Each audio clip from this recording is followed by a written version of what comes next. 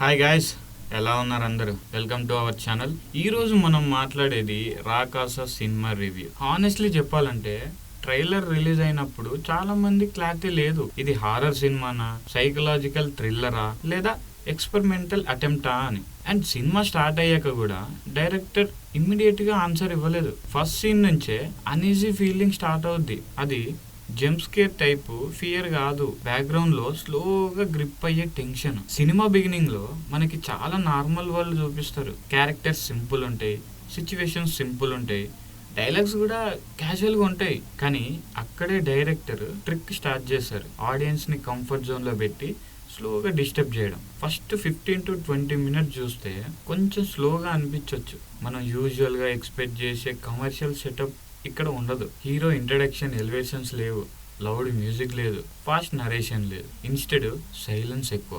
కొన్ని సీన్స్ లో లిటరల్లీ ఏం జరగట్లేదు అనిపిస్తుంది, కానీ మైండ్ లో టెన్షన్ బిల్డ్ అవుద్ది. అదే రాకాస ఫస్ట్ సక్సెస్.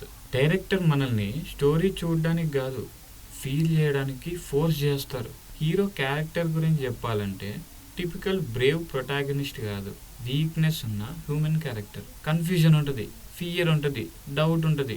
అండ్ ఆ వల్నరబిలిటీ వల్ల ఆడియన్స్ కనెక్ట్ అవుతారు. Performance wise lead actor complete గా క్యారెక్టర్ లో డిజాల్వ్ అయిపోయారు. ఓవర్ ఎక్స్ప్రెషన్స్ ట్రై చేయలేదు, ఐస్ తో యాక్టింగ్ చేశాడు కానీ చెప్పొచ్చు.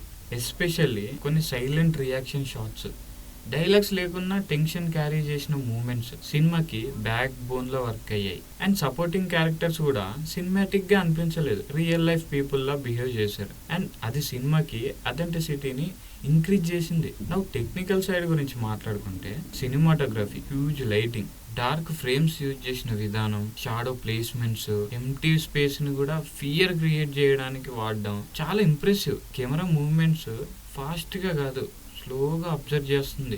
ఆడియన్స్ కి ఫీల్ వస్తుంది, ఎవరో మన వెనుకాల నిల్చున్నట్టు. బ్యాక్గ్రౌండ్ స్కోర్ గురించి స్పెషల్ మెన్షన్ ఇవ్వాలి ఇక్కడ. మ్యూజిక్ లౌడ్ గా ఫ్రేట్ క్రియేట్ చేయలేదు. ఇన్స్టెడ్ లో హమ్స్, అంబియన్ సౌండ్స్, సైలెన్స్ మధ్యలో సడన్ గా ఆడియో టెక్స్చర్ యూజ్ చేశారు. కొన్ని సీన్స్ లో మ్యూజిక్ కూడా లేదు, కానీ హార్ట్ బీట్ పెరిగిపోద్ది. అది సైకలాజికల్ ఫియర్ అంటే. ఇంకా ఇంటర్వెల్ బ్లాక్ కి వచ్చేసరికి సినిమా కంప్లీట్ గా షిఫ్ట్ అయిపోద్ది. అప్పటి వరకు బిల్డ్ చేసిన డౌట్స్ అన్ని ఒక్కసారి ఇంటెన్స్ అయిపోతాయి. ఇంటర్వెల్ ట్విస్ట్ హ్యూజ్ షాక్ కాదు, కానీ డిస్టర్బింగ్ రియలైజేషన్. ఇంకా సెకండ్ హాఫ్ లో ప్యాకింగ్ ఇంప్రూవ్ అయింది. డైరెక్టర్ ఇక్కడ ఆడియన్స్ పేషెన్స్ కి రివార్డ్ ఇవ్వడం స్టార్ట్ చేశారు. స్టోరీ డీపర్ లేయర్ రివీల్ అవుద్ది. రాకాస్ అనే టైటిల్ మీనింగ్ స్లోగా అర్థం అవడం స్టార్ట్ అవుద్ది. సినిమా యాక్చువల్ గా ఎక్స్టర్నల్ మాన్స్టర్ గురించి కాదు, ఇంటర్నల్ డార్క్నెస్ గురించి అని ఫీల్ అవుద్ది. అండ్ ఇక్కడ స్క్రీన్ ప్లే స్ట్రాంగ్ గా వర్క్ అయింది. Flash backs, present time line, psychological break down అన్ని మిక్స్ అయ్యి కన్ఫ్యూజింగ్ గా కాకుండా ఎంగేజింగ్ గా ఉంటాయి. కానీ హానెస్ట్లీ చెప్పాలంటే సినిమా పర్ఫెక్ట్ కాదు. కొన్ని పోర్షన్స్ అన్నెసెసరీ స్ట్రెచ్ అయినట్టు ఫీల్ అవ్వచ్చు. ఎస్పెషల్లీ ఫస్ట్ హాఫ్ లో కొన్ని సీన్స్ ట్రిమ్ చేసి ఉంటే ఇంకా ఎక్కువ ఇంపాక్ట్ స్ట్రాంగ్ గా ఉండేదని నా feeling. Mass audience first entertainment expect చేస్తే, కానీ వాళ్ళు మాత్రం మన పేషెన్స్ ని టెస్ట్ చేయడం గ్యారంటీ. ఇది పాప్కార్న్ ఎంటర్టైనర్ కాదు, ఫోన్ చూస్తూ చూసే సినిమా కూడా కాదు. కంప్లీట్ అటెన్షన్ ఇవ్వాలి. ఇంకా ఈ సినిమా క్లైమాక్స్ గురించి మాట్లాడాలంటే అది సినిమా బిగ్గెస్ట్ టాకింగ్ పాయింట్. ఇక లాస్ట్ 15 మినిట్స్ లో డైరెక్టర్ సడన్ గా లౌడ్ ఎక్స్ప్లెనేషన్ ఇవ్వడు.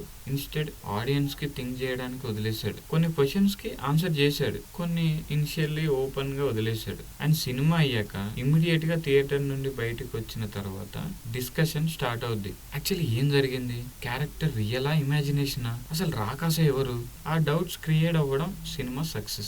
రాకాస స్ట్రాంగ్ గా ప్రూవ్ చేసింది హారర్ అంటే గోస్ట్ కాదు, ఫియర్ అంటే మైండ్ లో జరిగే కాన్ఫ్లిక్ట్ అని. కమర్షియల్ సినిమా రూల్స్ ఫాలో అవ్వకుండా mood based story telling try చేశారు. రిస్కీ అటెంప్టే. ఇలాంటి అటెంప్ట్స్ సక్సెస్ఫుల్ అయినా ఫెయిల్ అయినా అప్రిషియేట్ చేయాలి. బికాస్ తెలుగు సినిమాలో ఎక్స్పెరిమెంటేషన్ తక్కువ ఉంటుందని మనం కంప్లైంట్ చేస్తాం, కానీ ఎక్స్పెరిమెంట్ వచ్చినప్పుడు సపోర్ట్ ఇవ్వాలి. ఓవరాల్ గా చూస్తే రాకాస అందరికి నచ్చే సినిమా కాదు, కానీ కరెక్ట్ మైండ్ సెట్ తో చూస్తే ఎక్స్పీరియన్స్ స్ట్రాంగ్ గా ఉంటుంది. స్లో బర్న్ స్టోరీ టెల్లింగ్ ఇష్టం ఉన్న వాళ్ళకి, సైకలాజికల్ థ్రిల్లర్ ఎంజాయ్ చేసే వాళ్ళకి డెఫినెట్లీ కనెక్ట్ అవుద్ది. ఎంటర్టైన్మెంట్ కోసం వెళ్తే డిసప్పాయింట్మెంట్ ఉండొచ్చు, ఎక్స్పీరియన్స్ కోసం వెళ్తే సాటిస్ఫాక్షన్ ఉంటుంది. సినిమా చూసాక ఇమీడియట్లీ హై కాదు, స్లోగా మైండ్లోకి సెటిల్ అయ్యే టైప్.